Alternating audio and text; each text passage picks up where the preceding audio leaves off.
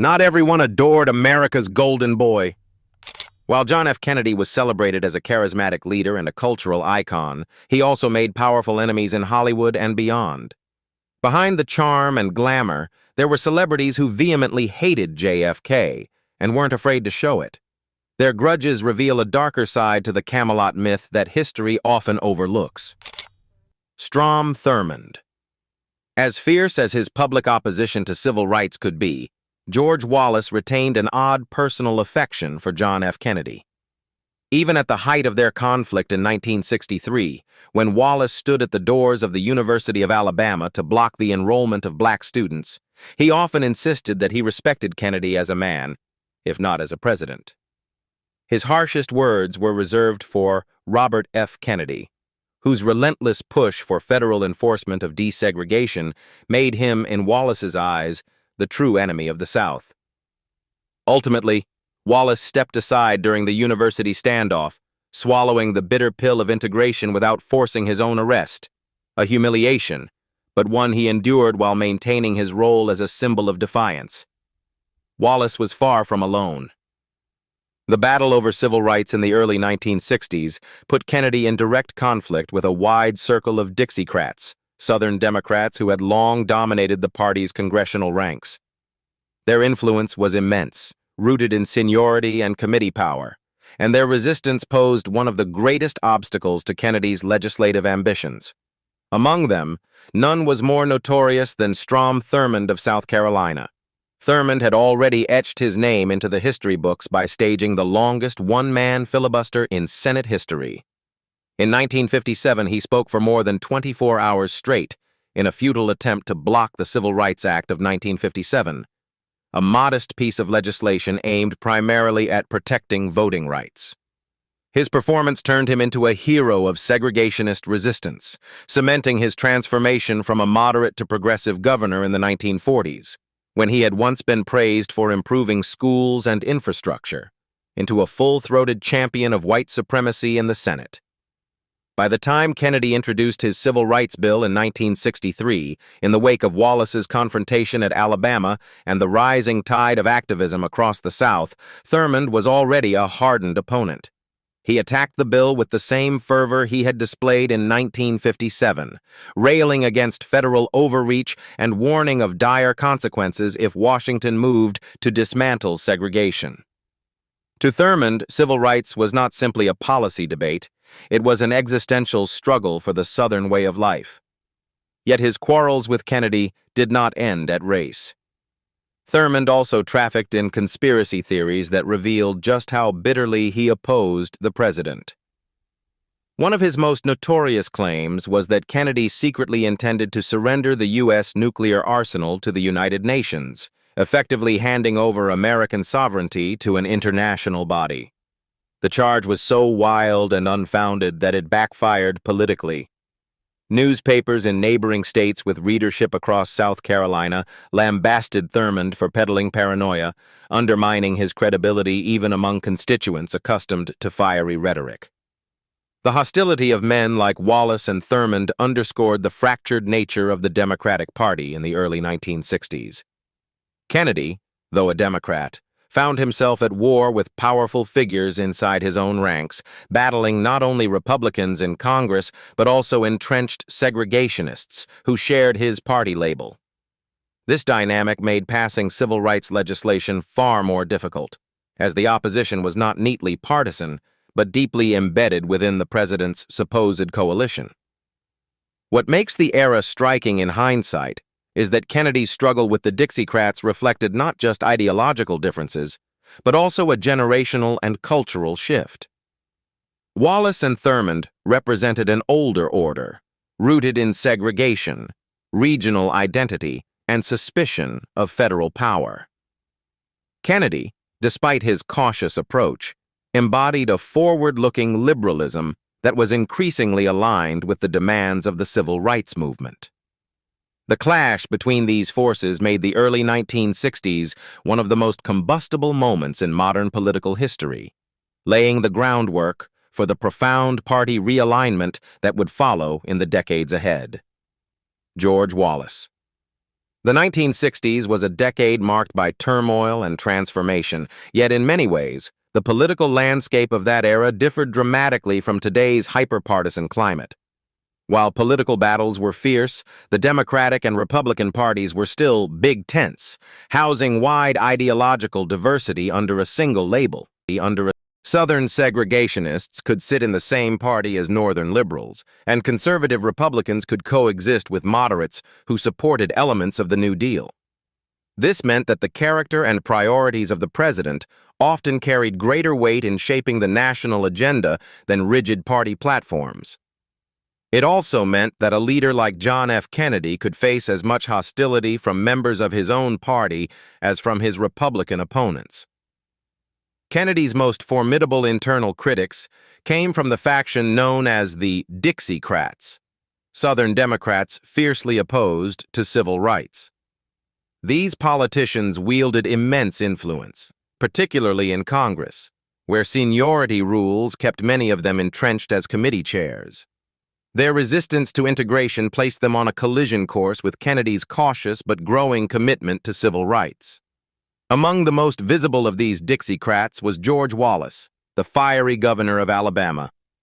Wallace's place in history would forever be cemented by his infamous cry of "Segregation now, segregation tomorrow, segregation forever."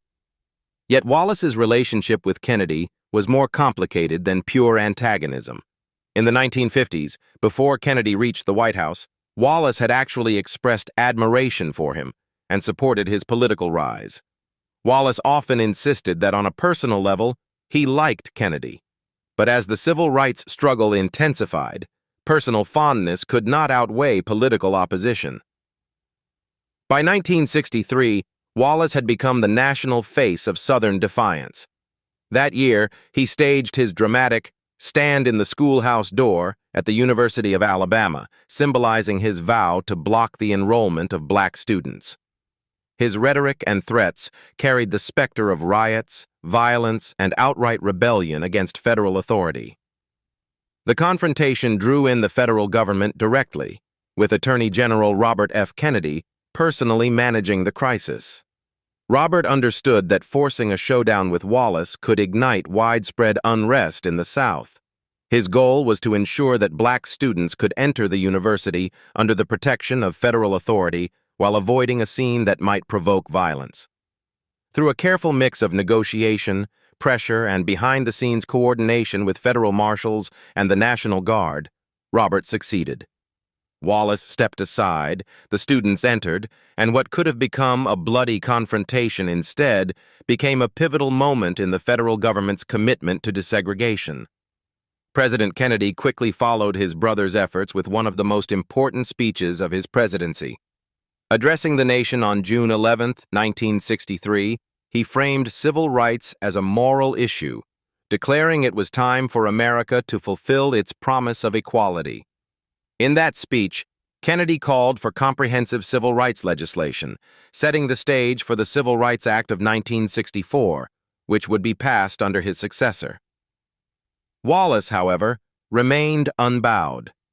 His opposition to civil rights continued even after Kennedy's assassination, carrying into the presidency of Lyndon B. Johnson. Johnson, unlike Kennedy, was both a Southerner and a master of congressional deal-making, but he had no patience for Wallace's theatrics. Before pushing through the Voting Rights Act of 1965, Johnson summoned Wallace to the White House for a blunt meeting. In it, he demanded that Wallace abandon his obstructionism and recognize the inevitability of change. The confrontation highlighted the stark divide between federal authority and Southern defiance, a divide that defined much of the 1960s. J. Edgar Hoover. For nearly half a century, J. Edgar Hoover ruled the FBI with an iron grip. Appointed in 1924, he transformed the Bureau into one of the most powerful law enforcement agencies in the world, amassing enormous influence over American politics in the process. Presidents came and went, 8 in all during his tenure, but Hoover remained a permanent fixture, cultivating alliances with some while clashing bitterly with others. Among those who earned his suspicion and contempt was John F. Kennedy, the nation's 35th president. Hoover had enjoyed a cordial relationship with Joseph Kennedy Sr., John's father, and the two men shared a certain mutual respect born of their positions in the upper echelons of American life. But even that respect did not prevent Hoover from keeping a file on the elder Kennedy. Gathering and maintaining secret dossiers was central to Hoover's style of power, and he applied the same scrutiny to Joseph's son. As early as 1942, while John Kennedy was still a young congressman and naval hero in the making, Hoover began compiling information about his extramarital affairs. To Hoover, the private lives of politicians were as important as their public ones, offering him leverage when needed. When Kennedy ascended to the presidency in 1961, Hoover's wariness hardened into disdain. The director viewed Kennedy as reckless, particularly in his personal life, and questioned his political judgment. Hoover had little patience for what he saw as Kennedy's glamour-driven style of leadership and was openly scornful of his womanizing. Kennedy, for his part, was no more trusting of Hoover. While he maintained a public facade of respect for the FBI chief, he privately disliked him and worried about the sweeping surveillance powers Hoover commanded. Kennedy's discomfort was not misplaced. Hoover's FBI kept a vast network of informants, wiretaps, and intelligence operations that even presidents could not fully control. Kennedy reportedly considered removing Hoover from his post after the election. But in a revealing move, he announced the day after his victory in 1960 that Hoover would remain as director. The reason, many historians suggest, lay in Hoover's knowledge of Kennedy's private scandals. Hoover was not shy about making it clear, both to John and to Robert F. Kennedy, his Attorney General, that he possessed information that could prove politically devastating. The implied threat was enough to keep Kennedy cautious. Still, Kennedy did not take the relationship without some petty acts of revenge. He would sometimes barge unannounced into Hoover's office, catching the director in unflattering moments, such as napping at his desk. On other occasions, Kennedy deliberately dragged Hoover to lunch at greasy diners, a setting far beneath the director's carefully cultivated image of dignity and control. These small gestures could not balance the scale of power between them, but they reflected Kennedy's irritation at having to tolerate Hoover's presence. As with many of the Kennedy administration's rivalries, however, the most intense hostility involved Robert F. Kennedy. As Attorney General, Robert worked directly with Hoover and quickly came to see him as an obstacle to reform and accountability. Robert resented Hoover's intrigues and feared the unchecked power he wielded over both the FBI and Washington politics. For his part, Hoover loathed Robert's brash style, moral fervor, and determination to assert authority over the Bureau. The tension between the two was constant, a cold war inside the executive branch that spilled into policy, investigations, and even personal animosities. Dwight Eisenhower. The campaign slogan, "I like Ike," became one of the most famous political catchphrases of the 20th century. For millions of Americans, Dwight D. Eisenhower was not just a war hero, but a reassuring presence in the White House, a steady hand who had guided the nation through the uncertainties of the 1950s. Yet for John F. Kennedy, who succeeded him in 1961, the sentiment was not entirely mutual. Kennedy respected Eisenhower's stature, but harbored personal reservations about the man, while Eisenhower himself never fully embraced the youthful successor who had taken the office he once commanded. The two men were divided by 27 years of age, but it was not generational difference alone that created the rift. Their personalities were starkly at odds. According to historian Timothy J. Naftali, in his lecture, The Peacock and the Bald Eagle, the remarkable relationship between JFK and Eisenhower, via the Chautauquan Daily, Kennedy viewed Eisenhower as aloof, even cold. Eisenhower, in turn, found Kennedy's youth and comparative lack of executive experience unsettling. To the general who had commanded Allied armies in World War II, the idea that the most powerful office in the world was now held by a man in his early 40s seemed risky, even dangerous. Their policy disagreements only deepened this divide.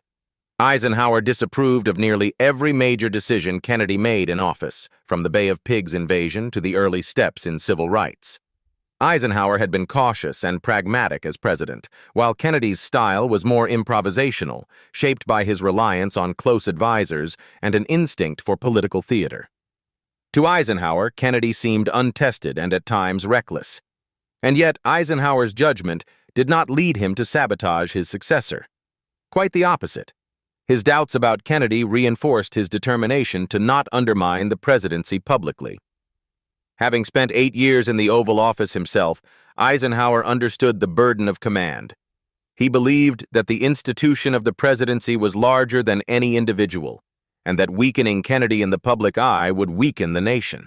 Behind the scenes, however, he offered support and counsel when it mattered most.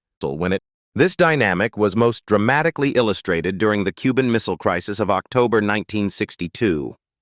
As the United States faced the possibility of nuclear war with the Soviet Union, Kennedy reached out to Eisenhower for advice. The old general listened carefully, and while never abandoning his own skepticism of Kennedy's judgment, encouraged him to maintain firmness in negotiations. Eisenhower's presence as an elder statesman provided Kennedy with both reassurance and political cover, showing that even critics of his leadership could stand with him in a moment of peril. Their uneasy relationship did not end with Kennedy's death in 1963. In fact, Eisenhower's feelings grew more complicated in the aftermath. According to Jeffrey Peret's biography, Eisenhower, the general bristled at the emergence of what he saw as the Kennedy cult. 2 years after the assassination, a poll of American historians sought to rank the nation's presidents. Kennedy, whose presidency had lasted barely 1,000 days, was elevated in public memory as a near mythic figure. Eisenhower, by contrast, found himself near the bottom of the rankings, despite his long service and relative success in maintaining stability during the Cold War. For Eisenhower, the poll was not just an academic exercise, it was a personal wound. He believed Kennedy's admirers were engaged in an effort to cement him as a seminal figure in American history, exaggerating his accomplishments while ignoring his failures. Eisenhower could not help but feel that his own legacy, built over decades of military and political service, was being overshadowed by the brief, tragic brilliance of the Kennedy presidency. LBJ.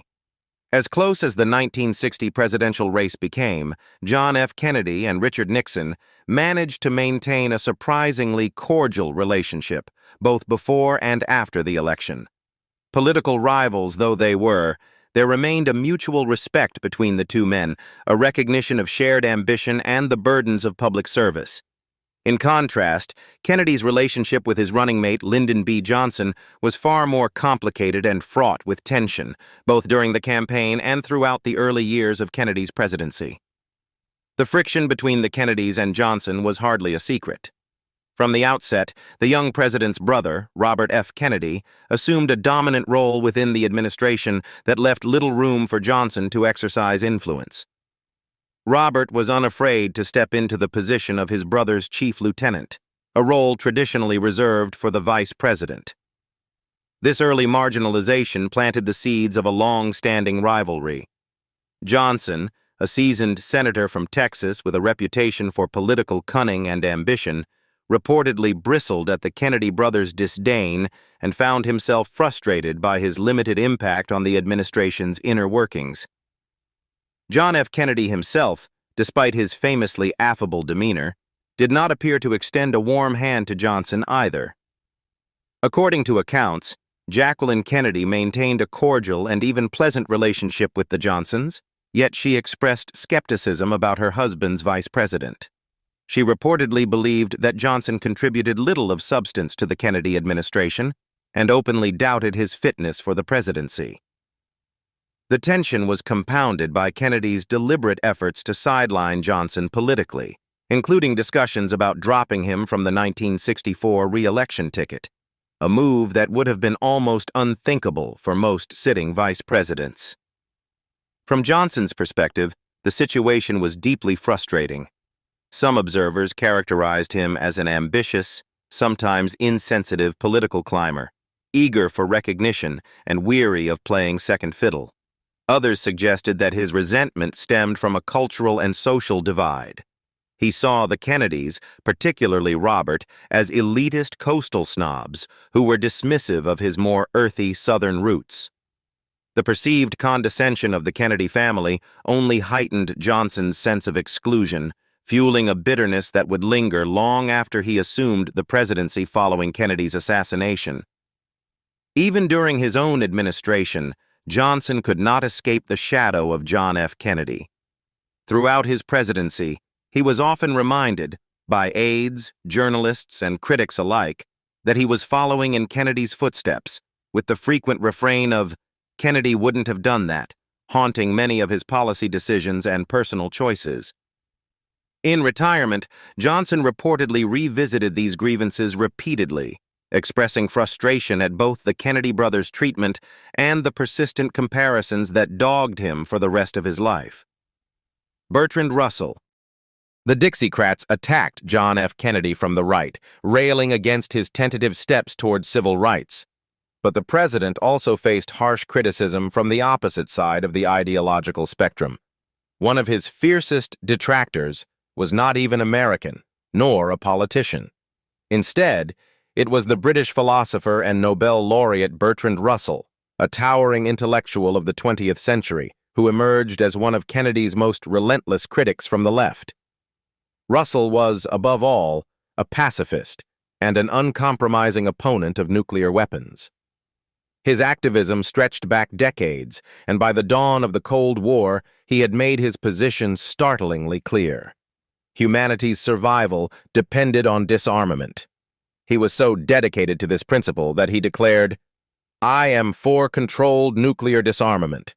But if the communists cannot be induced to agree to it, then I am for unilateral nuclear disarmament, even if it means the horrors of communist domination." In Russell's eyes, even living under communism was preferable to the annihilation that nuclear war would bring. This absolutism shaped his view of Kennedy. To Russell, the young American president, praised by admirers as charismatic and pragmatic, was in fact a reckless guardian of nuclear arsenals. For refusing to consider unilateral disarmament, Kennedy, along with other Western leaders, was denounced by Russell in the harshest possible terms. He branded them much more wicked than Hitler, the wickedest people who ever lived in the history of man. To Russell, nuclear brinksmanship was not politics, but moral catastrophe, and leaders who engaged in it were history's gravest villains. The most dramatic confrontation between Russell and Kennedy came during the Cuban Missile Crisis of October 1962. As the world teetered on the brink of nuclear war, Russell injected himself directly into the negotiations. He sent telegrams to both Kennedy and Soviet Premier Nikita Khrushchev. In his message to Kennedy, Russell condemned America's naval blockade of Cuba, chastising the president for escalating tensions. Yet when addressing Khrushchev, Russell refrained from criticizing Soviet policy and instead encouraged him to remain firm but conciliatory. Kennedy, deeply immersed in one of the most perilous episodes of his presidency, had little patience for Russell's interventions. The philosopher forwarded Khrushchev's conciliatory reply to Washington, hoping to encourage dialogue, but Kennedy bristled at what he saw as meddling by an outsider with no stake in governing. While Khrushchev welcomed Russell's sympathies, Kennedy dismissed them, believing that Russell's approach underestimated the gravity of Soviet provocation and overestimated the moral purity of unilateral disarmament. When the crisis eventually passed without war, Russell tempered his stance, expressing regret that he had not taken a gentler tone with Kennedy. Yet the rift between them never truly healed. For Kennedy, Russell's accusations had been an unhelpful distraction during a moment of extraordinary peril. For Russell, Kennedy embodied the failure of Western leaders to rise above militarism and embrace the path to peace. Even after Kennedy's death, Russell's criticisms did not cease. In the wake of the assassination in 1963, Russell turned his sharp eye to the investigation. He questioned the credibility of the Warren Commission, criticizing both its composition and its handling of evidence. To Russell, the official narrative of Kennedy's murder was unconvincing, and he lent his voice to those who doubted its conclusions. Sam Giancana. In the tangled web of American political history, few families have been more closely associated with whispers of organized crime than the Kennedys. To some biographers, investigators, and conspiracy theorists, the mafia lurks in the background of nearly every chapter of their story, from Joseph Kennedy Sr.'s rise to fortune to the tragic end of his sons. While mainstream historians remain skeptical, the sheer persistence of these rumors has cemented them as an inseparable part of the Kennedy legacy. One of the most enduring claims is that Joseph P. Kennedy Sr., patriarch of the family, made his millions not through legitimate investments but by bootlegging liquor during Prohibition with the help of mobsters. Notorious underworld figures like Frank Costello, the New York mob boss, delighted in fueling this narrative, frequently boasting that Joe Kennedy was once his partner. The problem, as many scholars note, is that the evidence for these stories is paper-thin. There is little hard proof connecting Kennedy to Prohibition-era rackets. Yet the lack of documentation has hardly stopped speculation, and the image of Joe Kennedy as a man willing to deal with the underworld has stuck in the public imagination. The rumors only grew louder in the wake of the 1960 presidential election, when John F. Kennedy narrowly defeated Richard Nixon. Many conspiracy theorists insist that the mafia's Chicago outfit played a decisive role in swinging Illinois, and therefore the White House, to Kennedy. According to this theory, mob influence over unions, ward bosses, and ballot boxes delivered the razor-thin victory margin in exchange for a promise of leniency from the new administration. Whether or not such a deal ever existed, what is certain is that some mobsters came to believe it had. And when Kennedy appointed his brother, Robert F. Kennedy, as Attorney General and unleashed him on organized crime, the underworld felt betrayed. Robert Kennedy's crusade against organized crime was relentless. He targeted mafia leaders with indictments, hearings, and high-profile investigations, exposing the inner workings of families from coast to coast. His campaign brought unwelcome attention to bosses who had long thrived in the shadows, and resentment quickly turned to fury. It is this resentment that lies at the heart of one of the most popular conspiracy theories about John F. Kennedy's assassination, that the mafia struck back against the brothers who had double-crossed them. The names most often mentioned in this theory are Carlos Marcello, the New Orleans boss, and Santo Trafficante Jr., the Florida Don. Both men had reputations as powerful, deeply connected figures with reasons to despise Robert Kennedy. Marcello, in particular, was publicly humiliated when he was deported to Guatemala at the Attorney General's orders. But another name often surfaces, one even more notorious in the American imagination: Sam Momo Giancana, the flamboyant head of the Chicago outfit. Giancana was not just a mob boss, but a figure of intrigue, notorious for his high-profile lifestyle, political connections, and womanizing ways.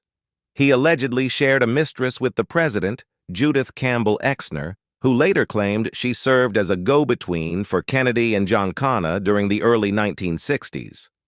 According to Exner, Giancana openly bragged about helping deliver Illinois to Kennedy in 1960, a claim that his family would continue to repeat long after his death. When Kennedy turned his Justice Department loose on the mafia, Giancana reportedly seethed with the same anger as Marcello and Trafficante. One associate even claimed, without evidence, that Giancana privately confessed to orchestrating Kennedy's assassination. Historians have never found corroboration for this sensational allegation, yet it has remained part of the tapestry of theories surrounding Dallas in November 1963. The very possibility, however remote, continues to fascinate because it seems to tie together the family's rumored past dealings with mobsters, their bitter war with organized crime, and the tragic loss that defined an era. Khrushchev: I liked and respected Kennedy. Those were the words Nikita Khrushchev used to describe the young American president, according to Michael Kort's biography, Nikita Khrushchev. Remarkably, Khrushchev held to this sentiment for the rest of his life, even though the relationship between the two leaders was marked by tension, missteps, and the constant shadow of nuclear war. Khrushchev's first impression of Kennedy came in 1959, when the future president was still a senator. The encounter was brief, but Kennedy's charm, intellect, and quickness made an impact. At the height of the Cold War, Khrushchev believed Kennedy would be a more agreeable adversary than the blunt, staunchly anti-communist Richard Nixon. Kennedy, in Khrushchev's eyes, had a flexibility and pragmatism that Nixon lacked. This personal preference, however, did not mean Khrushchev was prepared to go easy on him once Kennedy reached the White House. When the two men finally met face-to-face as heads of state in Vienna in June 1961, the Soviet premier entered the summit with a strategy. He assumed that Kennedy's youth and inexperience would make him pliable. His goal was to press the advantage, humiliate the United States on the world stage, and cement Soviet dominance. By most accounts, Khrushchev came dangerously close to succeeding. At Vienna, Khrushchev was cavalier in his talk about nuclear weapons. He spoke as though nuclear war was a viable option rather than a last resort. He pushed aggressively for Berlin to be placed under full East German control, a move that would have dramatically shifted the balance of power in Europe. Kennedy, caught off guard by the sheer brazenness of his Soviet counterpart, struggled to counter him effectively.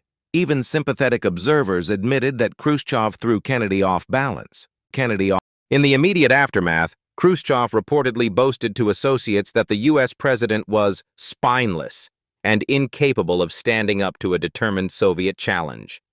Kennedy, to his credit, did not attempt to hide his disappointment in his own performance. He admitted privately to his aides, and even anonymously to the American press, that he had been badly shaken. "He beat the hell out of me," Kennedy confessed afterward, acknowledging that the summit had been one of the lowest moments of his presidency. One might have expected Khrushchev to trumpet this perceived victory for propaganda purposes. And indeed, his hard line at Vienna led directly to escalating tensions in Europe, culminating in the construction of the Berlin Wall just 2 months later. Yet when it came time to write his memoirs years later in Khrushchev Remembers, the Soviet leader did not linger on Vienna.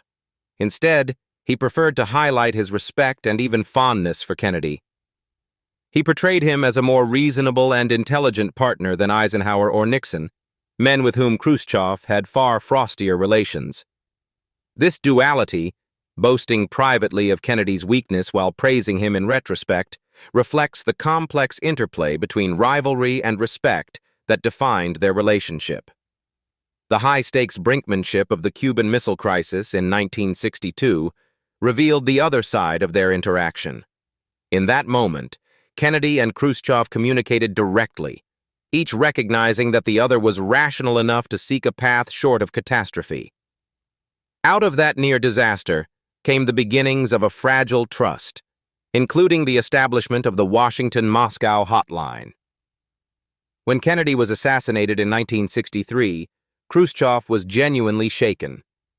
He called the president's death a great loss, not only to the United States but to international relations as a whole. For all their clashes, Khrushchev believed Kennedy was a man with whom he could do business, someone capable of bridging the chasm of the Cold War. His death, in Khrushchev's view, removed a potential partner in peace and left the world more unstable. What do you think about famous people who hate John F. Kennedy? Leave us your comments in the section below. We hope you have found this helpful video. Don't forget to leave a like, share, and subscribe to the channel if you like it. Thank you for watching this and see you in the next videos. Goodbye.